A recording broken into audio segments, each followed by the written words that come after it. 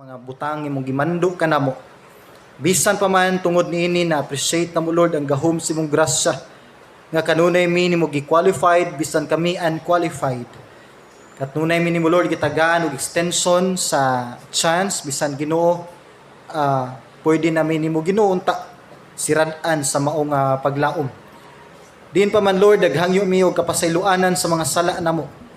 Ug itugot Ginoo ni mga orasa makigistorya ka kanamo. Makik-communicate ka sa tanang maabtan ni nga tingog Ginoo. Pinaagi sa pagdihog sa balang espiritu ngadto sa mga lagad o pag-abli sa mong kasing-kasing una-huna. Itugot Ginoo kini nga mensahe mobilin og desisyon sa mong kasing-kasing nga maggamit namo Lord sa pagpangalagad nimo ug pagpanginabuhi para sa imong kahimayan usab. Ang tanan Ginoo amo ginasalig uban nimi ni mga taknaa ingon man ang mga kaigsuonan nga naa silang panimalay karon. Tanan na mo ginasalig sa ngalan ni Jesus. Amen ug amen. Manglingkod ta pagbalik. Akong dadon ang mensahe ni Buntaga, a faith that grabs God's attention. Usa ka pagtuo nga mikuha sa attention sa ato ang Dios. Now gusto ta og convenient nga kinabuhi. Gusto ta kinabuhi nga tanan instant. Di ta gusto pahulaton, di ta gusto dugay-dugayon. Gusto nato nga tanan natong request ug mga tinguha moabot dayon. At the same time sa atong spiritual aspect, gusto ta og instant nga answer sa atong mga prayers. Gusto nato usa ka klase nga Dios nga kung kita mangayo, siya dayon mohatag. Diin man lahi na sa gingon sa Psalms 27:14 ingon ni David, wait for the Lord, be strong and take heart and wait for the Lord. Kini nga verse nag-emphasize nga ang Dios nga tong gialaga de usa siya ka Dios nga nagtugot og mga waiting moments. Dili sa tanang higayon instantly ihatag niya ang atong mga gipangayo. Nagtugot siya og mga butang o kahimtang nga i-delay niya gamay ang atong request. Napoy higayon nga instant niya gitubag atong mga pag-ampo ug kini nagdepende sa level sa imuhang pagtuo diha niya. Ninigabahin dako og part ang imong faith. Gani attractive sa tubangan sa Dios ang mga katawhan nga naa sila dako nga level sa ilahang pagtuo diha sa Dios. Now sa krisis sa atong kalibutan karon, sa krisis sa atong nasod, sa atong gobyerno, importante nga ma-monitor nato ang level sa atong faith. Matag karon og unya, musugot tag sa dili, daghan nato ang napituhan. Siguro ang atong pamilya, ang mga needs sa atong family. Daghan ang mga negosyo karon ang nagsirado. Daghan ang mga nagtrabaho nga nahunong. Tungod kay daghang kumpanya ang na-stop sa ilang operations. Daghang mga estudyante ang wala ka eskwela. Daghang mga savings nato nga nahurot sa atong mga daily needs. Daghang mga pamilya nga nawad-an gyud og mga loved ones tungod sa virus. Ug daghan pa ang nagsuffer siguro sa daghan nga bahin. Pero isa ka butang nga di gyud pwede mawala sa imong kinabuhi ang imong faith, ang imong pagtuo. In fact, ang faith sa usa ka Kristohanon di gid na mawala niya. Saad na sa Ginoo. Gibilinan ta niya tulo ka dagko nga gasa, faith, hope and love. Tanang tawo anak sa Dios dunay iyahang pagtuo. Magmatter na lang ni kung unsa kadako ang imong pagtuo o kagamay at tubangan sa Dios. Ang Hebrews 11:1 gidescribe dinhi ang faith. Duha ka bahin dinhi ang pagdescribe sa faith ingon dinhi sa writer. Faith is the substance of things hoped for. Hebrews 11:1. Now, ang word nga substance, it means assurance. Now, paminaw mo na ako. Ang pagtuo, mao ni ang assurance sa butang nga imong gitinguha. Mao ni ang kasiguraduhan nga makuha nimo ang butang nga imong yung gusto. That is faith. For example, dili ni tinuod nga faith kung moingon ka nga muadto ko sa tindahan kay basin na ay ipanghatag dito nga libre nga pagkaon. Dili basin ha, ang faith mo ingon, muadto ko sa tindahan kay sigurado ko nga naagi ipanghatag dito nga libre nga pagkaon.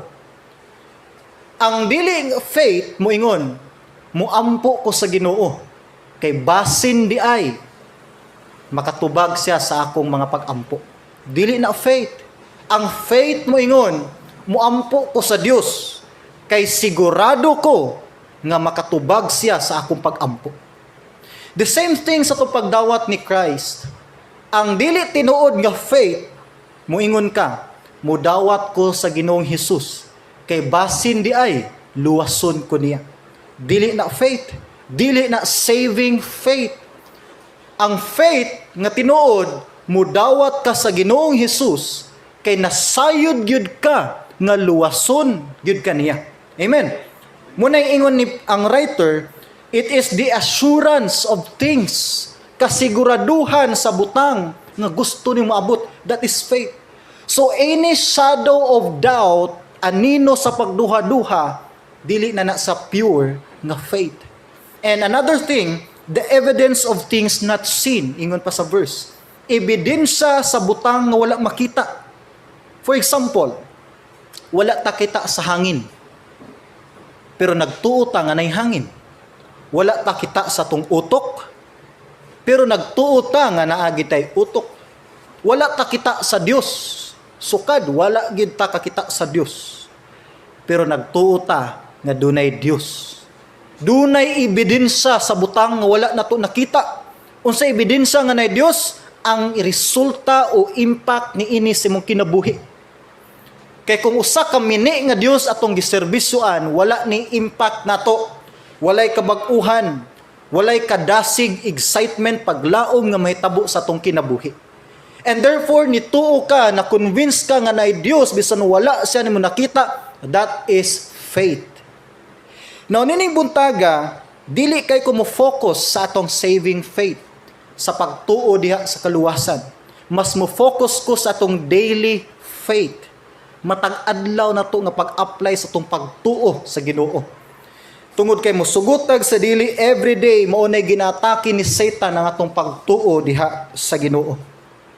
Ang sugilanon sa paralytic nga man, isa ni sa mga dramatic o inspiring kay nga sugilanon sa time ni Christ. Isa ni ka story sa gugma, story sa kaluoy, compassion ug sugilanon sa usa ka pagtuo. Nahitabo nga si Christ nga abot sa lugar sa Capernaum ug nipuyo siya kadali sa balay ni probably ni Apostle Peter. Pagkahibalo sa mga tao nga si Christ ni balik sa Capernaum, nidugok ang mga tao sa maong balay. O gi-describe sa Bible nga bisan ang pultahan, ang bintana na puno sa mga tao. Wa nay kasudlan. Naminaw sila o interesado sila naminaw sa pulong sa atong Ginoong Hesus. Nay usa ka tawo nga gi-describe nga paralyzed. Wa man gingon kung asa particular siyang body ang na-paralyzed, pero nasay seryoso kay nga sakit. Gipas-an siya sa isa ka katri, gadayungan niyang katri sa upat ka tawo. O pagsud sa mga nagdayong niya sa balay, di man sila kasulod sa pultahan. Nag-initiate sila saka dito sa rooftop. May imagine ninyo ang balay usually sa Middle East, ani nga time, na sila rooftop, dito lagi nabulat ilang mga palay. So dili ni para sa tong scene nga langkaton ang 12 ka gitason nga scene. Ilang gibuslutan ang rooftop na may dalan sa kilid ug didto pagkabuslot na ilang ginihinay ug naog ang katong tawo nga masakiton. Ug ingon ang Bible, na-attract ang Ginoo sa pagtuo ni tawhana. Ug diha dayon nadawat pa niya ang kapasayloanan siyang sala ug naayo siya atubangan gid sa mga tao. Ug ningon din ang Ginoong Hesus, okay? Bitbita ang imong hapin ug lakaw na didto. Now tanan-tanay level, kanya-kanyang level sa faith, naatay pagtuo. Di gyud mahitabo nga mahutdan kag pagtuo. Mugamay lang atong pagtuo. Pero naay unique kaayo nga quality ang faith, meaning maong paralytic. Na say lahi nga klase sa pagtuo. ug moning tulo ka butang nga tungtun-an ni buntaga, unsaon nga makabatuntag pagtuo nga makapa-attract, makapakuha sa atensyon sa ato ang Dios. Number 1, he has faith that leads to action. Na siya pagtuo nga mihatod niya ngadto sa usa ka action. Now ang verse 1 to verse 3, and again he entered Capernaum after some days, and it was heard that he was in the house. Immediately many gathered together, so that there was no longer room to receive them, not even near the door. And he preached the word to them. Then they came to him bringing a paralytic who was carried by 4 men. New King James Version akong gigamit. Now, pag-abot sa mga tao, ilang gidayungan ang masakiton, pag-abot nila sa balay, di sila kasulod sa pultahan. So, bisaka sila dito sa babaw. Now, isa ka butang ang makita na ito nga problema dinhi, na itaw nga masakiton. For how many years niya ni gipray nga mawala ni nga sakit. Pero ang good news dining maong tao, wala lang siya nag-ampo. Wala lang siya nagtuo sa Ginoo. Kung dili ni initiate gid siya desisyon ug miduol siya sa atong Ginoong Hesus. Ang tinuod nga pagtuo mo initiate gid ni og desisyon. Di ka pwede moingon nga nagtuo ka sa Dios unya wala kay gibuhat. We are not talking about our salvation. Ang salvation, trabaho tanan ni Christ, imo ang pagtuo, pagdawat. When it comes to your daily living, sa patag-adlaw na to nga survival, na kinahanglan tag pagtuo, ubanan sa imo ang binuhatan. As long as naapa kay kapasidad mo buhat, gisugo jud ka sa Ginoo nga ipadayag ang imong pagtuo diha sa imong binuhatan. Wala lang siya nangandoy nga maayo. Niduol gid sa Ginoo para maayo. And that speaks about action. Ingon ni Christ sa Matthew 7 verse 7, ask and it shall be given. Seek and you shall find. Knock and it shall be opened unto you. Now, fokusan ako ang duha ka keyword dinhi nga ask ug seek. Ingon ni Christ, ask and it shall be given. Pangayo ug ikaw makadawat. Human ka makadawat, pangitaa ug imong makit-an. Human ka mangayo sa Dios, tagaan ka niya. Next, pangitaa, asa niya gihatag. And ang pagpangita nag-emphasize ni og action. For example, nangita kag trabaho. Lord, tagay kog trabaho. Ni pray ka. That's good. Nituo ka, that's good.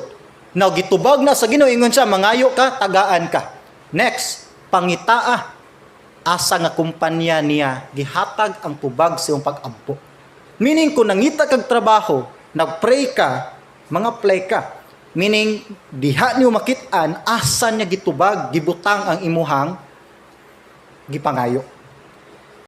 For example, nag-ampo kag ulan. Pila ka tuig na inyong lungsod walay ulan, nang liki na ang yuta. Pag ampo ni mog ulan, of course, kung naa kay pagtuo, magdala ka daan og payong. That is faith.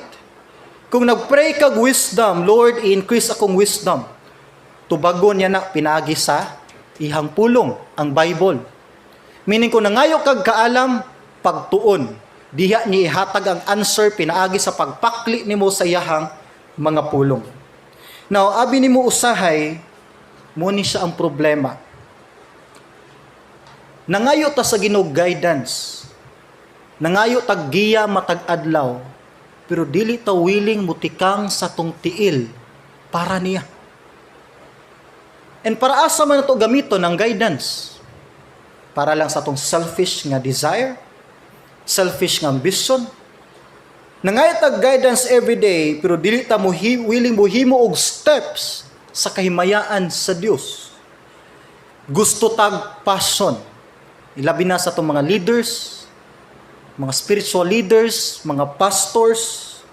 Daghan ang nangayo og passion. Daghan ang nangayo og kadasig og kusog diha sa ministry. Pero dili ta usahay willing mugawas diha sa karsada sa pagsangyaw sa maayong balita. Gusto tag faith. Gusto na to mo improve ang atong faith. Pero dili ta willing mo commit diha sa buluhaton sa Dios. Gidesign ang faith para sa mga laborers ni Christ. And na-write ang mga disciples one time nangayo sila more nga faith sa tong Ginoong Hesus kay naa sila sa field. Naa sila sa ministry. Gusto ta good health. Gusto ta himsog ta kanunay. Pero sahay dili ta willing magamit atong physical strength diha sa pagpangalagad sa Dios. Gusto ta og kalinaw sa pagpuyo. Pero dili ta usahay willing mo surrender sa Ginoo. Gusto tag blessing sa tong family. Gusto tag panalangin nga abunda sa tong pamilya. Pero I don't know kung gi-introduce ba nato si Christ sa atong mga bata. Ato bang gi-educate atong pamilya may tungod sa Ginoong Hesus. Tanan na tong pangandoy, kung naa kay pagtuog yun nga imo nang madawat, makita ni sa imong preparation. Makita ni sa imong action. Ang atong kalibutan nagahilak para sa kalinaw. Nagasagit ang mga tao og kalinaw, kaayuhan, healing sa matag usa. Pero gi-reject sa kalibutan ang prinsipe mismo sa kalinaw nga mao si Kristo Jesus. Ang tinuod, dili na ka kinahanglan mohimo pagpila ka gatos ka mga desisyon para mausab ang dagan sa imong kinabuhi.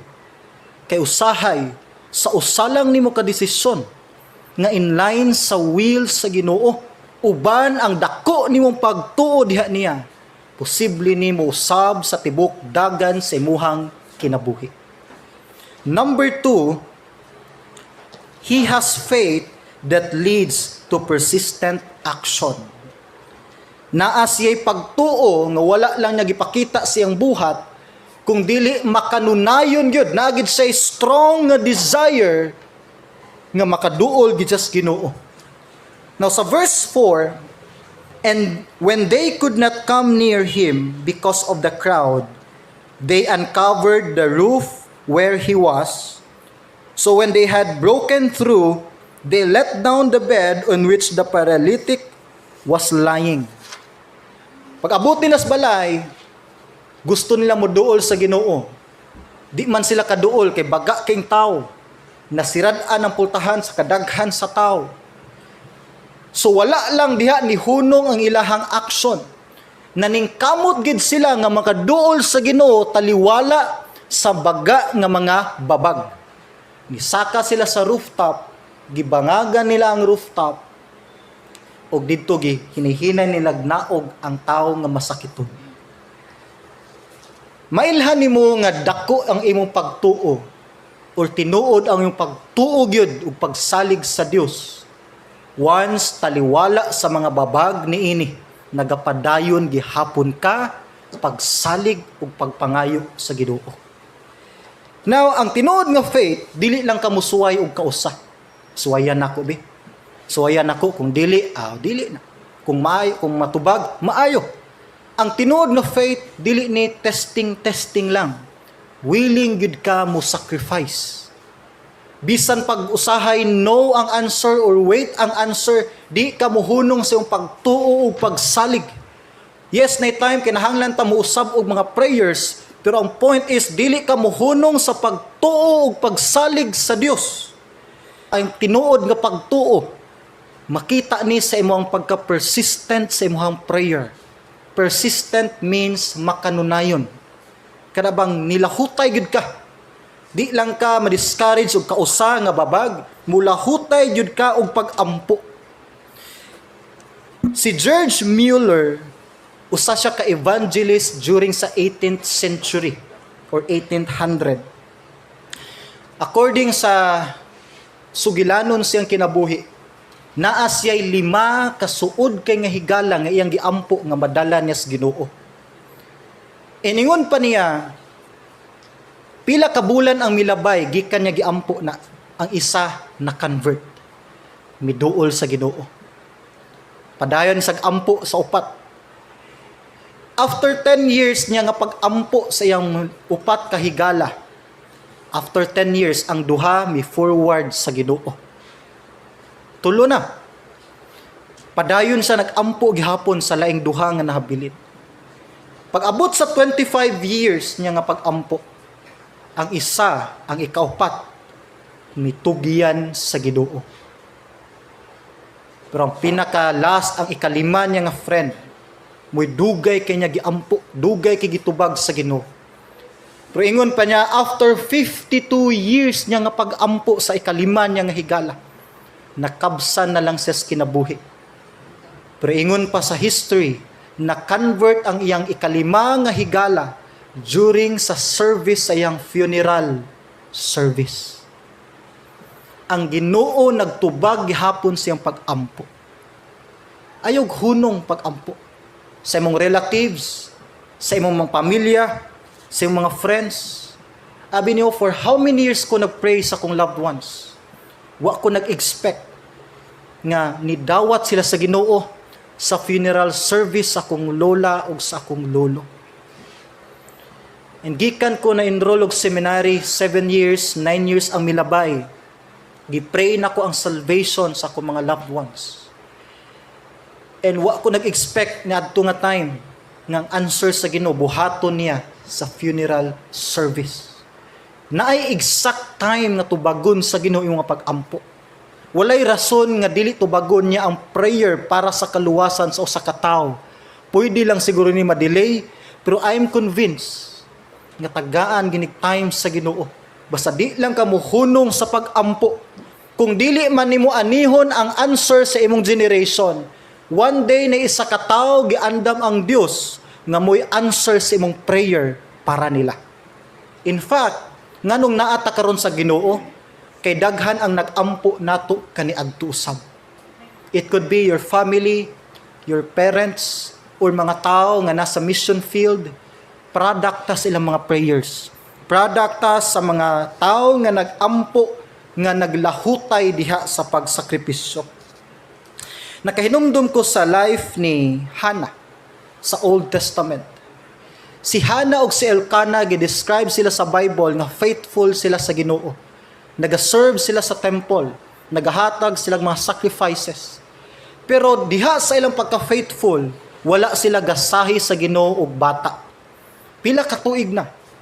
Og sa Old Testament, dako kayo nga kawad-on sa usa ka asawa once di sa matagaan og bata sa Ginoo. So ma-feel nimo dinhi ang burden ug ang frustration sa usa ka asawa nga si Hannah. Diin man gi-describe sa 1 Samuel chapter 1 verse 10, one time sa prayer ni Hannah. May imagine mo dinhi murabag naasa sa point sa iyang prayer dinhi, murag nag-abot na sa siyang frustration. Murag nag-ilog na ang pag-give up niya sa iyang pag-ampo for how many years nga way tubag o mopadayon pa ba siya. Kaya gi-describe sa 1 Samuel 1:10 nga nihilak siya pag-ayos siyang pag-ampo nga grabe ang kaguol ug kasakit. He wept bitterly or she wept bitterly ingon pa sa Bible. So grabe niyang hilak sa iyang prayer. Dini murag masud sa kung unahuna nga usa ni kapag ampo ba nga Lord, sa man padayon pa ko ani. Napa ba ni tubagin akong pag-ampo o wala na? Ma-feel na to nga gipugos ni Hannah ang pagpadayon sa iyang faith. Ni pray siya. And it could be her last time nga prayer para nini nga concern. Ug tungod sa iyang faith, ingon pa siya, ni buhi siya usa ka pakigsaad.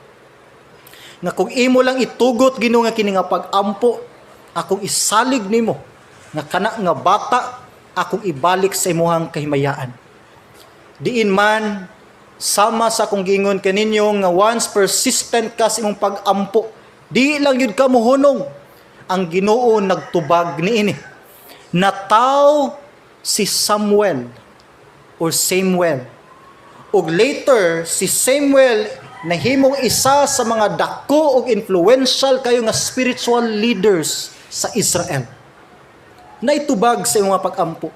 Munay point ni Paul, niingon siya sa 1 Thessalonians 5:17, pray without ceasing. Ayaw hunong sa pag-ampo. Night time, usay murabatag matintal na sa paghunong. Night time, usahay murag maluya na ta.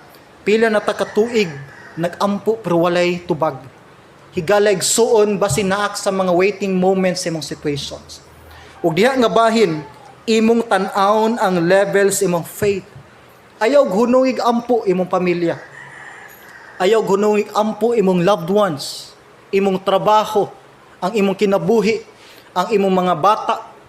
Gani ang atong mga bata ang number one nga gina-educate o gina-train na tug maayo para sa umaabot nga mga kapanahunan. Sabi nimo one time naghinuktok ko, naa na ta sa pinakatumoy nga bahin sa alawan sa grasya sa Dios. Pila na lang kahugna, pila na lang katuig ang moabot posible na ubalik na ang atong Ginoo. Ang pinaka dako og responsibilidad para sa atong ugma ang atong mga kabataan. Sila ang moatubang sa mas grabe na nga torture nga moabot. I don't know kung kaniya itong mga teens makaabot pa, pero kung nahadlok na ta karon sa situation, unsa na lang ang ugma sa itong mga bata. Kung sila mismo wala na umol diha sa Kristohanon nga pagpangalagad, sa paghuna-huna nila silang kuglingon nga sundalo sila sa Ginoo sa kamatuuran. Unsaon kanila pagatubang ang ugma? Unsaon nila pagatubang ang persecution, ang marking of the beast, ang pag-deny sa ilang faith or ang pagdipinsa niini. Muna kung naamay usa ka tawo or mga katawhan nga atong andamon para sa mas dako kayo nga hagit ang atong kabataan. Hadlok na magita karon nga virus pa lang. Unsa kay klase nga gobyerno ang nag-atang nila. Dako kitag responsibilidad ng mga ginikanan, labi na ang iglesia. Muna ayaw hunungig ampo ang atong mga kabataan. Sila ang mahimong dako kay nga mga sundalo sa tong Ginoong Hesus sa umaabot. Muna ingon ni Apostol Paul, Galatians 6:9, let us not grow weary while doing good, for in due season we shall reap if we do not lose heart. Ang tinuod nga pagtuo diha sa pagampo, dili ka mohunong hangtod nga wala kay makita nga resulta. Sa acronym gitawag ni sag PUSH. Pray until something happened. That is faith. Ayaw give up kung usa ka ampo wala ni tubag. Now anita sa ikatulo nga faith sa maong paralytic man, he has faith that leads to obedience. Naa siya klase nga pagtuo nga moinigiya niya ngadto sa pagka-obedient. Now ang verse 11 o verse 12, I say to you, human giayo ni Christ ang maong masakiton, ingon siya, I say to you, arise, take up your bed, and go to your house. Immediately he arose, took up the bed, and went out in the presence of them all, so that all were amazed and glorified God, saying, we never saw anything like this. Yung nang Ginoo, okay, barog, bitbita imo higdaanan, lakaw, ug ni barog, well, gisulti lang man dinhi nga milakaw siya, ni bitbit siyang mga gamit ug ni gawas. Pero dili nako ma-imagine ang kalipay nining maong tao, ang kalipay nining maong masakiton, nga for how many years niya ginapray ang healing, ang deliverance, for how many times siya nag-antos din nga kasakit, iyang na-prove nga dili sayang o pag-usik-usik ang iyang pagtuo diha di ay sa Ginoo. Ug excited sa muuli sa ilang panimalay, one day, nga na-prove niya nga buhi ang Ginoong Hesus nga iyang gitagaan siyang pagtuo. Amen. Naata sa insakto nga pagtuo diha sa atong Ginoo. Natay buhi nga Dios. Natay Kristo nga nag-connect nato dito sa atong buhi nga Dios. Naay Christ nga naghatag natong paglaom. And therefore usa ka unwise kaayo nga Kristohanong pagkinabuhi kung dili nato na gamiton nga tulay para pagkabot sa mga langitnon nga mga panalangin. Pinaagi ni Christ, walay imposible sa tanan yung pangayoon diha niya. Hinumdumi, ang unang tikang sa panalangin, ang obedience. Ug dili nimo pwede buwagon ang faith ug obedience. Di gid ka pwede moingon nga na kay pagtuo unya wala ka nag-obey. Ingon ang kanta sa mga bata sa una, obedience is the very best way to show that you believe. Doing exactly what the Lord commands, doing it happily. Namdumana, obedience is the very best way to show that you believe. Kung wala ka ni obey, gamay kay kag pagtuo. Pero kung obedient ka nga anak sa Dios, diha nakita imong pagtuo. Ug hinumdumi nga kung ang imong pagtuo mo convince nimo sa pag-violate sa command sa Ginoo, dili na faith. Kaya ang tinuod nga faith mo convince nimo sa pag-obey sa iyahang mga sugo. Ang obedience kanunay ni nagdala og panalangin sa atong kinabuhi ug sa atong pamilya. In other words, usahay ang mga hinungdan nganong usahay di na ma-feel ang blessing sa Ginoo tungod kay naging disobedient ta niya sa ubang aspeto.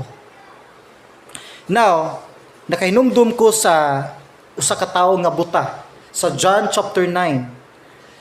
Sa dihang gusto ayohon sa Ginoo ang mata nining mga tao, ibalik ang iyang pananaw. Gitest sa Ginoo ang iyang obedience. Ingon si Christ, okay? Adto didto sa pool nga gitawag og Siloam. Panghilamos dito sa imong naong, limpyuhi imong mata ug makakita ka. Kung buto no naon, pwede man sa makita bisan di na sa pagtuon sa pool. Pwede man sa ayon sa Ginoo diha dayon. Pero nganong gipaadto pa sa Ginoo didto nga dili man unta siya makakita. Pero gisugo siya sa Ginoo kay gitest sa Ginoo ang iyahang obedience. Obedience. Din man nagkarakara ang tao, nagngita siya dito sa Siloam. Pag abot niya sa tubig, nang hilamos siya. Ago ang iyang pagtuman, pagbuhat sa sugo sa Ginoo, nagpamatuod lang sa iyang pagtuo. Yun ang Bible, pag humanyag pang hilamos, nakakita siya. Ug mismo ang mga tao nga nasa iyang palibot natingala sa gibuhat sa Ginoo sa iyahang kinabuhi. Ingon ang 1 Samuel 15:22, behold, to obey is better than sacrifice. Ang pag-obey sa Ginoo labaw pa ni sa iyong pagsakripisyo. Meaning to say, mahimong useless ang atong tanang sacrifices sa Ginoo kung dili ta obedient diha niya. Ang first duty sa usa ka Christian, ingon sa Ecclesiastes 12:13. Ingon dinhi sa writer, let us hear the conclusion of the whole matter. Fear God and keep His commandments, for this is man's all. Ang pinaka-main nga duty di ay sa tao, ang pag-obey sa Ginoo. Mo ni pinaka-main nga duty nimo. Nagpasabot ni, before nimo unahon imong career, before ka mangandoy og kalambuan sa imong pamilya, sa imong marriage, relationship, someday sa imong trabaho, someday sa imong kaugalingon, asa nga aspect sa imong kinabuhi, una nimong i-secure ang imong obedience diha sa Ginoo. Dili ka pwede mo take og shortcuts. Usahay daghan kitag ma-blame, tungod man gud niya, tungod man gud sa mong gobyerno, tungod man gud sa akong past nga mga mistakes, tungod man gud kay dili ko able, dili ko talented. Pero ang bottom line, daghang aspeto sa tong kinabuhi nga dili ta obedient di ay sa Ginoo. Nadungog sa Ginoo imong prayer katong time nga mihilak kag maayo, nagpray ka og blessing. Nadungog niya katong nagpray ka nga unta, Lord, tagaan ko nimong trabaho. Nadungog niya katong time nga nagpray ka og restoration. Lord, ma-restore unta ning mga butanga. Ma-restore unta ning nga mga relationship. Nadungog sa Ginoo katong nagpray ka og healing. Tong sakit kay imong feeling. Mura ka giguba emotionally. Na nadungog to sa Ginoo. Diin man, usa ka butang lang ang nakapa-disappoint niya. Kay sa tanan nimong prayers, sa tanan nimong gipangayo, wala kasukad miingon, Ginoo, tagai kog kasing-kasing sa pag-obey sa imong mga sugo. Daghan kitag prayers, daghan tag gipangayo sa Dios, pero wala nasud sukad sa tunguna-huna siguro nga unta Ginoo mahimo kong obedient nimo nga anak. Ug kung mangutana ka kung nadungog ba niya imong mapag-ampo, yes, nadungog niya. Pero na-disappoint siya. Kay wala ka ni pray nga tagaan kanya kasing-kasing diha sa pagtuman sa iyang mga suko. Obedience. Faith, ang tinuod nga pagtuo makita sa imong action. Ang tinuod nga pagtuo mula hutay, taliwala sa mga babag. Ug ang tinuod nga pagtuo makita sa imong obedience. Naa ba ka niya nga klase nga pagtuo? O kung wala pa higalig suon, dili pa ulahi ang tanan. Walay imposible sa Ginoo.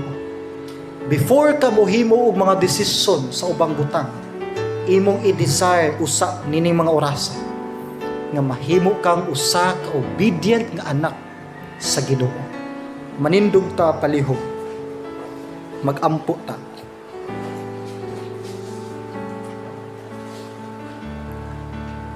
Ginoo, nasabta namo nga isa sa mga dagkong hinungdan, Lord, nga nung usahay mo rag bakante among kinabuhi. Uhaw mi sa imuhang tubag sa among mga pag-ampo. Daghag pagduha-duha, Ginoo, pagsusi kung asa mi nga bahin, Ginoo, nagkulang. Di ay, Lord, dili mi obedient. Dali kay ang paglitok sa pagpangayo sa mga material nga butang. Pero lisod kay ang pagbuhi sa among mga dila nga unta mahimo ming obedient diha nimo. Pero Lord, nasayod mi pinagi sa imong grasya ug kaluoy nga dili pa ulahi ang tanan. Gusto mi mo experience, Lord, og tinuod nga paglihok nimo sa among kinabuhi. Gusto mi mo experience og tinuod nga pagpanalangin. Gusto na makita, Ginoo, unsa gyud ang tinuod nga gahom sa tinuod nga pagtuo. Busa, Ginoo, manihua ang among kasing-kasing nining mga orasa. Itugot, Lord, nga mahimo ning obedient diha sa imong kabubuton. Nga mas timuhaon namo, Lord, nga namisakto nga kasing-kasing diha nimo kaysa ubang mga material lamang nga mga butang dinis kalibutan. Itugot, Lord, nga unta dili pa ulahi ang tanan. Labaw sa tanan among kinabuhi magamit diha nimo. Nga among kinabuhi mahimong panalangin sa among pamilya, sa among mga loved ones, sa among ang career, sa among mga influence, sa church, sa ministry, sa ubang bahin, Ginoo. And at the same time, Lord, nahimo ming usa ka panalangin, Ginoo, diha sa mga tubangan. Lihuka na, Lord, sa among kinabuhi. Gihangyo o gipangayo namo na. Pinaagi sa among dako nga pagtuo sa ngalan ni Jesus. Amen ug amen.